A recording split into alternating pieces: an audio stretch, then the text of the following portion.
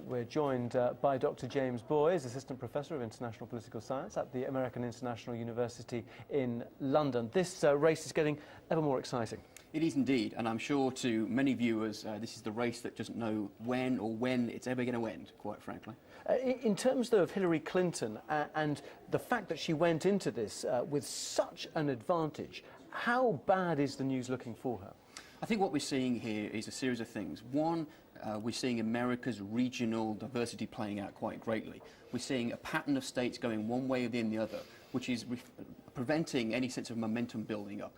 What Hillary, I think, is hoping for is that despite this latest round, she's going to come well back in March and do well in the states which vote, including Texas, for example, Pennsylvania and Ohio.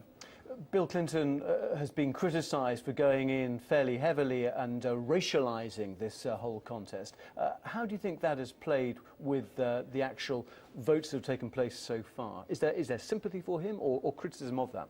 When this race began, Bill Clinton was referred to as Hillary Clinton's greatest asset and her greatest liability. And I think we've seen that play out throughout the campaign. Clearly in South Carolina, that was a major problem.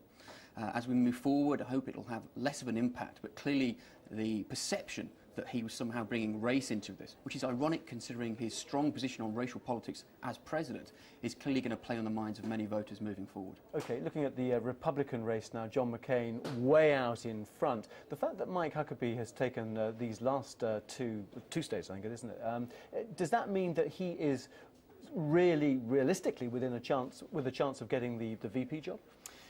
Who knows? I mean, many careers, I think, have been ruined upon predicting such things, but I really don't think that John McCain wants to put on his ticket someone who believes that evolution is some sort of a scientific myth, perhaps, and prefers creationism. I think that might be a leap too far, perhaps, for the Republican Party. Yeah, absolutely extraordinary. In terms of John McCain's, stance on Iraq, are you seeing Iraq now reappearing as a major issue over the next few months? Because, of course, just when the primary race started, it seemed to have gone away, bearing in mind that the surge was reducing the number of American dead. Sure.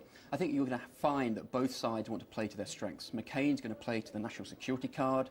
He, of course, came out recently and said he didn't know a thing about economics.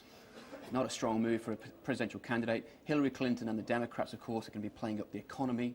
Her husband, of course, coined the phrase, "It's the economy, stupid." It's very much in her interest to make sure that it's the economy that stays centre stage, whilst John McCain is going to be pushing the national security card very heavily. OK, and your bet for both nominations? If I had to put money today, I would say John McCain and Hillary Clinton still. Although how Hillary gets to the nomination count is going to be anyone's guess at this point.